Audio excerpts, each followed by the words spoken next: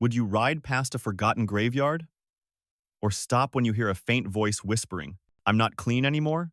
The prairie wind carries no mercy, dust, death, and silence. But that day, one man found more than ghosts among the stones. He found a choice that could kill him. The sun was hanging low, beating down on the Llano Estacado, as if determined to burn the life out of everything it touched. Jacob Miller rode slow, his reins loose, his mind far away. He had not come looking for trouble, only for the grave where his wife lay, a small patch of earth he visited when the silence of his ranch grew heavier than his bones could bear. He stepped down, hat in his hand, boots sinking into the brittle grass. And for a while, the world seemed nothing but dust, stone, and memories. Then he saw it. At first, nothing more than a bundle lying crooked near a weather-stained marker. Old rags, he figured. Folks sometimes abandoned things here, thinking the wind would carry them away. He was ready to pass by, but then movement. A twitch. The faintest sound, like breath fighting not to vanish. Jacob froze, hand sliding instinctively toward the rifle at his side. What lay in the dirt was not a bundle at all, but a girl skin pale as bone against the dust, lips cracked, eyes half closed but still burning with a stubborn glimmer. Her body was bruised, torn, wrapped in a cloth she clutched to herself as if it were the last wall between her and the world. Jacob's breath caught in his chest. Out here, men knew when to turn away. The land demanded it. A stranger's pain was a burden most cowboys refused to shoulder. But then, her lips moved, and he heard it barely louder than the wind, yet sharp enough to cut him through. "I'm not clean anymore." The words were not about dust or blood. They came from a place deeper, darker, where shame and sorrow had already hollowed her out. In that instant, Jacob knew he was staring at more than a broken body. He was staring at a soul convinced it had already been thrown away. The graveyard leaned quiet around him, as if waiting for his decision. Would he ride on and let the coyotes finish the work? Or would he kneel down, knowing the choice could change everything? Jacob Miller stood frozen among the graves, her words still hanging in the hot, dry air, not clean anymore. He had heard soldiers curse on battlefields, heard dying men beg for water, heard coyotes cry through long nights on the prairie. But he had never heard words like those, spoken by a girl who looked half dead already. It wasn't dirt she meant. It wasn't blood. It was the kind of brokenness that made a soul believe it had been thrown away for good. He could have turned. He could have left her there, and no one would have known. The prairie was merciless. It swallowed the weak without pity and demanded men tend to their own fences, their own herds, their own scars. But Jacob's boots didn't move. His hand dropped from the rifle. His breath slowed. Somewhere between his grief and her shame, he felt the weight of a choice pressing down on him heavier than the Texas sun. He knelt. "Easy now," he muttered, his voice a low rumble, steady as he could make it. He pulled the canteen from his belt, tipped it to her lips. The girl drank in small, shuddering swallows, every gulp sounding like it hurt. She held that torn cloth tighter across herself, eyes darting, like she expected him to strike her too. "What's your name?" he asked. "Eliza," she whispered, the sound so faint he nearly missed it. Jacob studied her face, dust-streaked, bruised, but still young, far too young to carry the look of someone who had already given up. He wanted to ask more, but a man didn't need every detail to see the truth. She'd been beaten, cast aside, and left here to die among the forgotten. The graveyard was silent, yet it felt like the dead themselves leaned in to listen. Jacob knew one thing for certain. If he left her here, her voice would be gone by sundown. He slipped his arms beneath her frail body. She was light, so light it chilled him. She flinched, at first, but then, exhausted, she sagged against him. Jacob rose, carried her to his horse, and set her across the saddle like she was porcelain that might shatter. He swung up behind, holding her steady with one arm. The prairie wind carried dust across the graves as he turned his horse toward the horizon. They hadn't gone far before the land reminded him nothing stayed quiet forever. The crunch of boots on dry soil. A voice, low and mocking, slithered out from behind a row of leaning stones. "Well now," the man drawled, stepping into view with a smirk carved across his face. Thought I left you for the coyotes, girl. Didn't expect to find you snug in another man's arms. Elisa stiffened. Her fingers dug into Jacob's coat. He felt her tremble, not just from fear, but from the memory of the hands that had once claimed her. Jacob's jaw tightened. He didn't waste words. His hand slid to the Winchester, resting across his saddle. The outlaw's smirk faltered, but he reached for his own revolver anyway. The silence of the graveyard shattered with the crack of Jacob's rifle. The shot tore through the outlaw's shoulder, spinning him sideways into the dust. He spat blood and curses, staggering back with wild eyes. "This ain't over, old man," he growled, clutching the wound. "You hear me? This ain't over." Then he vanished into the brush, leaving a trail of blood behind. Jacob exhaled, steadying himself. He glanced down at Eliza, who stared up at him. Disbelief etched on her face. Not gratitude, not yet just shock that someone, anyone, had stood between her and the men who meant to destroy her. Jacob knew the truth. Wounded animals always came back meaner. That outlaw would return, and next time he wouldn't ride alone. But for now, he had to get her out. The ride back to the ranch was long, the sky bleeding red as the sun sank. Eliza clutched the cloth around her body, too weak to speak. But Jacob felt her lean against him, just enough to tell him she had chosen for now not to fight his help. When they finally reached the ranch house, Jacob slid from the saddle, lifted her down gently, and carried her inside. The place was plain, rough timber walls, a stove, a table, a narrow bed in a room that had once belonged to his wife. For a moment, memories threatened to drown him. But the girl in his arms was real, and she had no one else. He boiled water, cleaned her wounds with rough but steady hands, and gave her broth in small spoonfuls. Each time she opened her eyes, she saw that coat of his draped across her, smelling of leather and smoke, and she held it tighter. The silence between them wasn't empty. It was heavy with questions neither dared ask. Jacob knew one thing. This choice, lifting her from that graveyard, pulling the trigger, carrying her here, had already bound their fates. Whether it brought salvation or ruin, only time would tell. And now, I'll ask you the same question Jacob faced under that burning sun. If you had found her there among the graves, broken and whispering she wasn't clean anymore, would you have ridden past? Or would you have knelt down, knowing the trouble it would bring to your door? Because out here, in the Old West, every choice carved a man's name into the dust. And, sometimes, the hardest choice is not whether to fight, but whether to care. If this story gripped you, if you believe Wild West tales like this still matter today, then give this video a like, share it so others can feel it too, and subscribe to the channel. Out on the plains, there are always more stories waiting to be told, and you don't want to miss the next ride. The first night at Jacob's ranch passed under uneasy silence. The prairie stretched wide, stars scattered cold across the black sky, and every creak of timber in the house carried the Lovensiderican who come say, memory of gunfire. Jacob barely slept. His shoulder ached from the recoil of the Winchester, but it wasn't pain that kept him awake. It was the knowledge that the outlaw he wounded hadn't ridden off for good. Men like that never did. Inside, Eliza lay wrapped in his coat on the narrow bed that once belonged to his wife. She stirred often, breath sharp as if her body still remembered fists and boots. Sometimes she whispered in her sleep, words broken and desperate. Jacob sat in the chair by the stove, listening, fighting the pull of old grief and the new responsibility he hadn't asked for but couldn't ignore. By dawn, he stepped outside, the dog pacing restless at his heels. The land looked calm, but the prairie had a way of hiding storms until they were right on top of you. Jacob fed the thyme, horses, checked the chickens, and carried water from the well. Each chore felt heavier now, as if danger had saddled itself beside him. Eliza emerged in the doorway, pale and thin but upright.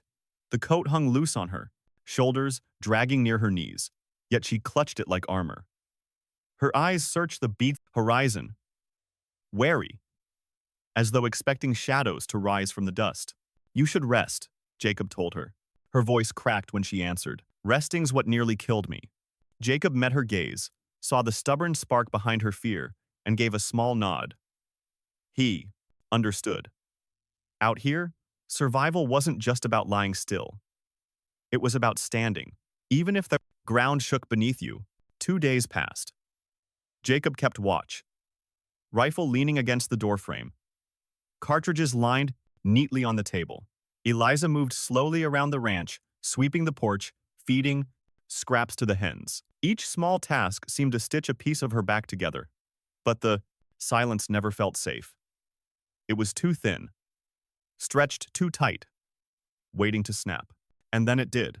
Late afternoon, the dog barked sharp, frantic. The chickens scattered, feathers flying. Jacob stiffened, the bucket of water slipping from his hands, spilling dark mud across the dust. He knew before he looked. Trouble had finally come riding back. Across the field, 2 riders pushed hard through the dry grass, dust clouds boiling behind them. Jacob recognized the sling-bound shoulder of the man he had shot, his face twisted with rage. Beside him rode another bigger, meaner rifle already slung across his saddle. Jacob's jaw tightened. He stepped inside, his boots heavy on the floorboards. Eliza stood by the window, her eyes wide. "They're here, aren't they?" she whispered. He nodded once, grabbing the cartridges. "Stay back, no matter what happens. You stay back." Her hands clutched his coat tighter, but she gave no argument. She understood that every second counted. Jacob loaded the Winchester with calm, deliberate movements. His breath slowed, not from peace, but from habit. Panic never saved a man. He stepped onto the porch, rifle across his arm, hat brim pulled low. The riders reined in near the corral. The wounded one shouted across the distance, his voice raw. "Miller, you got something that belongs to us. Send her out, and maybe we'll let you live to see another sunrise." Jacob raised the rifle, steady as a mountain. His answer was gravel. "The only thing you'll take from this place is lead." For a moment, silence stretched taut. Then the world exploded. Gunfire cracked, bullets tearing into porch posts, splintering wood, shattering glass behind him. Jacob dropped to one knee, aimed, and fired. His first shot caught the smaller outlaw's horse, the animal crashing into the dirt with a scream. The man tumbled, cursing, firing wild. Jacob shifted, fired again, and the bullet clipped his thigh, spinning him into the dust. The bigger outlaw dismounted with a roar, rifle blazing. One shot slammed into Jacob's shoulder, knocking him hard against the porch rail. Pain burned hot, blood seeping through his shirt, but he gritted his teeth and forced himself upright. He had stood through worse. He would stand again. Inside, Eliza's chest heaved. Every crack of gunfire rattled her bones. She gripped the revolver Jacob had left on the table. Her fingers trembled, but she didn't drop it. She had never fired at a man before. But she remembered fists, remembered being dragged, remembered the graveyard, and rage rose sharper than fear. She pushed the door open just enough. The bigger outlaw charged forward, eyes fixed on Jacob. Eliza raised the revolver, arms shaking, sight blurred by tears. She squeezed the trigger. The blast was deafening. The outlaw jerked, stumbled, and dropped heavy into the dust. Rifle falling from his hands. The silence that followed was heavier than the storm. The wounded man on the ground froze, eyes wide as he stared at the girl in the doorway. For the first time, his grin was gone. He scrambled to his feet, clutching his bleeding leg, and stumbled back toward the horizon, leaving a trail of blood across the dirt. Jacob leaned against the porch rail, chest rising and falling hard, eyes never leaving Eliza. She stood in the doorway, gun smoking in her hands, the oversized coat whipping in the wind. For a moment, she did not look like the broken girl he had carried from the graves. She looked like someone who had taken her life back. Jacob's voice rasped through blood and dust. "It's over. For now." But they both knew nothing, stayed quiet on the prairie for long. That night, Jacob sat on the porch steps, hand pressed to his wounded shoulder, staring out across the dark fields. Eliza knelt beside him, her hands shaking as she tried to stop the bleeding. "I'm sorry," she whispered. "All I bring is trouble." Jacob looked at her, steady despite the pain. "Trouble isn't who you are. Surviving is." She blinked hard, fighting tears. For the first time, she let herself believe the words. The smoke from the rifles had drifted away. The prairie wind carried it off, leaving only stars above the hush of the land, and two souls bound now by blood, bullets, and a choice neither could undo. The ranch fell into a fragile hush after the gunfire. The wounded outlaw had vanished into the horizon, leaving only a trail of blood and a silence so sharp it rang in their ears. The bigger man lay dead in the dust, face twisted toward the stars, his rifle half buried in dirt. The smell of black powder lingered in the evening air. Inside the house, Eliza sank to the floor with the revolver still in her hand. Her chest heaved, each breath a tremor that rattled the fragile calm inside her. For the first time, she had pulled a trigger against the kind of men who once owned her fate. For the first time, she had survived not by running, but by standing. Jacob stumbled in after her, blood dripping from his shoulder, where the bullet had torn through. He leaned against the doorframe, pale with pain but steady-eyed. Eliza rushed to his side, her trembling hands pressing cloth against the wound. "Hold still," she whispered, her voice breaking. "If you bleed too much—" He caught her wrist, not harshly but firm. "Easy," he muttered. "I've stitched worse." His tone carried no boast, just the weary truth of a man who had buried too many scars beneath his shirt. She helped him to the table, fetched the needle and thread he had prepared for times when doctors were days away. Her hands shook as she tried to push the needle through. But Jacob guided her gently, steadying her fingers with his own. Every wince of pain swallowed down silently, and when it was done, he leaned back, sweat beading on his brow. The night deepened around them, shadows pressing close to the timber walls. Eliza sat, across from him, eyes glistening in the flicker of the lantern. She had thought the silence after the fight would feel like victory. Instead, it pressed heavy, like something unfinished. "I killed him," she said at last, her voice barely more than air. "I killed a man." Jacob's gaze met hers, calm, unflinching. "He would have killed us both if you hadn't." Her fingers tightened around the coat she wore, knuckles white. "Does that make me like them?" "No," Jacob said, firm as stone. "It makes you alive." The words hit her harder than the shot she'd fired. For so long, she had believed her worth was gone, her soul ruined beyond saving. Yet here was a man telling her survival was not shame but strength. Days passed. The outlaw's blood trail had long faded into the prairie, but Jacob's instincts kept him wary. Wounded pride had a way of circling back, and the man's threat still echoed in his ears. Each morning, he scanned the horizon with his rifle close at hand. Each evening, he watched the sky burn red while Eliza sat near the porch steps, silent but no longer cowering. She moved more freely now, though her body still carried the marks of cruelty. She swept, fed the animals, even laughed once when the chickens pecked at her skirt. But every small smile seemed chased by shadows, as if she feared the world would snatch it back.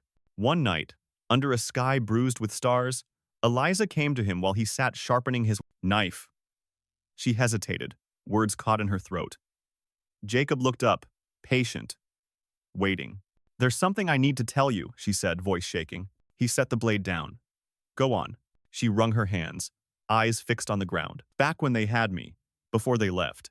Me at the graves, they—" Her voice cracked, breaking into silence. She forced herself on. "I'm carrying a child." The words dropped heavy between them, heavier than bullets, heavier than grief. She braced herself for the recoil, for disgust, for rejection, for the look she had seen too many times before. But Jacob did not flinch. His eyes stayed on her, steady, clear. He reached across the space and laid his calloused hand gently over hers. "Then it will be ours now," he said simply. Her head snapped up, eyes wide with disbelief. Tears filled them, hot and unbidden. "You don't understand," she whispered. "It's not yours, it's—" "I understand enough," Jacob cut in softly, "that you didn't choose what happened. That you're still here, standing. And that's more than most can claim." Eliza shook her head, sobs rising. "All I ever bring is trouble. If you keep me here, if you keep this child, men will come. They'll never stop." Jacob's voice grew rough, but not with anger, with conviction. "Let them come. I've already lost one family. I won't turn my back on another." For a long time, she stared at him, searching for cracks in his words. for the hesitation she expected. But there was none. The man who had carried her from a graveyard was the same man now offering her dignity, offering her a chance to belong. Her tears broke free, spilling down her face as she clutched his hand. For the first time since her father's death, she felt the weight in her chest loosen. She had believed she was ruined, that her life ended in shame. But here, in the dim light of a lonely ranch, Jacob had given her something greater than rescue. He had given her a name to cling to. Survivor. That night, sleep came differently. Not the restless kind filled with fear, but something gentler. Jacob, wounded but unbroken, sat on the porch with his rifle, while the dog curled at his feet. Inside, Eliza lay awake, one hand resting over her stomach, the other clutching his coat. For the first time, she let herself wonder what it might mean to build a life instead of fleeing from death. The prairie stretched endless beyond the ranch, wide and unforgiving. Outlaws would return. Hardship would always ride on the wind. Yet within those timber walls, something fragile and defiant had taken root. Two people, both scarred, had chosen to stand together when the world expected them to fall apart. And in that choice lay the beginning of everything that would follow. The days that followed her confession unfolded like a fragile dream, stitched together with silence and small gestures. Jacob's shoulder healed slowly, the stitches tugging each time he lifted a bucket or saddled a horse. But he never complained. Eliza, too, moved carefully through the rhythms of ranch life. She fed chickens, swept dust from the porch, carried water in jars too heavy for her thin arms. Every task left her trembling, but she refused to quit. Jacob watched her with quiet respect. She had been discarded, branded as broken, yet she rose each morning like someone daring the world to test her again. Sometimes, when the work was done and twilight burned the horizon red, she sat on the steps, her hand resting on her belly, her gaze lost in the vast plains. She spoke little of the child, yet her touch said everything. Jacob never pressed. His presence, steady and unyielding, was his answer. Still, peace on the frontier was always borrowed time. Trouble rode in circles, and Jacob knew it. He kept his rifle close, his dog restless at night, ears twitching at every distant sound. The outlaw who had fled was still out there, wounded, humiliated, and pride was a poison that always came back meaner. One evening, the wind shifted. The air felt heavy, storm clouds bruising the horizon though no rain came. Jacob stood on the porch, sharpening his knife. When he heard the faint rhythm of hooves, distant, deliberate, not yet close enough to see, his jaw tightened. He said nothing to Eliza, but his hand drifted toward the Winchester resting against the wall. Inside, Eliza sensed it too. She always did. Her body stiffened, breath short. She had learned to read the prairie's moods like a scar that throbs before lightning strikes. She came into the doorway, clutching the coat he had given her, eyes searching his face for an answer. "They'll come back, won't they?" she whispered. Jacob nodded, slow and grim. "Not today, but soon." Her hand moved protectively to her stomach. "And when they do?" Jacob looked out across the plains, the wind tugging at his shirt. "Then we stand. Same as before. Only this time, we stand together." The tension lingered like smoke. Days bled into nights with no attack, but unease grew, sharper, like a blade hidden in the dark. Jacob rode fence lines, found signs, hoof prints too, fresh to belong to stray cattle, empty cartridge shells where none should be. Someone was circling, watching, waiting. One night, Eliza woke screaming, tears streaking her face, whispering that she saw them, dragging her again, heard their laughter. Jacob sat beside her, his weathered hand resting on her shoulder until her breathing slowed. "You're not alone anymore," he said. "Not while I'm here." The words were simple, but they built a wall higher than timber, stronger than stone. For Eliza, trust was harder than facing down gunfire. Yet each time Jacob spoke, each time he rose despite his wounds, she felt the ground beneath her grow steadier. The storm finally broke one late afternoon when the horizon shimmered with heat. The dog growled low, hackles bristling. Jacob set down his hammer. the unfinished fence still leaning, and reached for the rifle. Eliza came to his side, her eyes wide but unflinching. Across the dry field, riders appeared 3 this time. The outlaw with the wounded arm led them, his face twisted with rage. Beside him rode 2 others, rifles gleaming in the sun. Jacob's chest burned with the weight of inevitability. He had known this day would come. He turned to Eliza, his voice low but firm. Inside, barricade the door. Keep the revolver close. Her grip tightened on his sleeve. And you? I'll meet them out front. She shook her head, tears threatening but not falling. Not alone. Not anymore. Jacob studied her, saw not the broken girl from the graveyard, but the woman who had fired, the shot that saved them both. He gave a slow nod. Then together, the 3 riders slowed at the corral, their sneers sharp, their voices cutting across the dry air. You should have left her for dead, Miller, the leader spat. Now you're both gonna pay. Jacob raised his rifle, the barrel steady, his voice gravel. The only debt here is yours. The standoff stretched, each breath an eternity. Then the first shot cracked, shattering the blank. Stillness. The fight was chaos, bullets slamming into timber, glass bursting, dirt spraying under hooves. Jacob fired, one outlaw tumbling from his horse. Eliza, from the doorway, raised the revolver again. Her hands no longer trembled. She squeezed the trigger, the recoil jarring, but her aim true. Another man cried out, clutching his side, and staggered into the dust. The leader roared, charging forward, eyes burning with hate. Jacob's rifle clicked empty. He reached for the revolver at his hip, but pain in his shoulder slowed him. The outlaw raised his gun, finger tightening, and Eliza stepped forward. Her voice tore across the yard, fierce and raw. Not again. The shot she fired echoed across the plains, louder than thunder. The outlaw jerked back, eyes wide in disbelief, before crumpling into the dirt. The yard went still, save for the ringing, in their ears and the ragged sound of their breathing. When the smoke cleared, Jacob lowered his rifle, chest heaving, eyes locked on Eliza. She stood in the doorway, revolver heavy in her hands, coat whipping in the wind. No longer the abandoned girl left for the coyotes, she stood as someone who had chosen her fate, someone who had taken her place in the fight. Jacob stepped closer, pain burning through him, but his voice was steady. It's done. Her eyes glistened with tears, but she did not break. Not done. Never done. They'll keep coming. Then we'll keep standing, Jacob said. Together. The prairie lay silent around them, the bodies of outlaws cooling in the dust. Yet beyond this horizon, danger still waited. They both knew peace would never last. But in the heart of the storm, they had found something stronger than fear. The will to fight, to endure, to belong. And that was enough to carry them into whatever came next. If this tale struck you, if the grit of survival and the quiet fire of dignity in the Wild West moved you, then give this story a like. Share it so others can write alongside us. And don't forget to subscribe for more Wild West tales.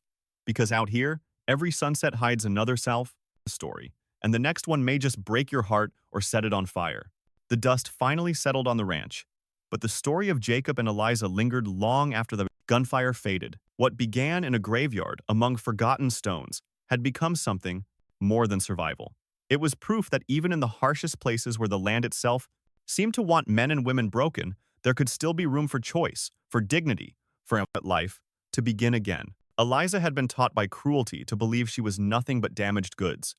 Jacob had been hollowed out by grief, certain his days would end in silence. Yet when their paths crossed, both were forced to confront the same truth. Survival is not weakness, and broken does not mean beyond repair. The lesson buried in this tale is simple, but heavy as the prairie wind. Compassion is risk. To kneel in the dirt beside someone left for dead is to invite danger, to shoulder weight that could crush you.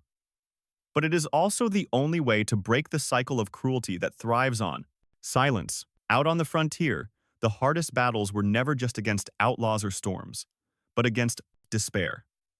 And winning those battles meant choosing, again and again, not to walk away.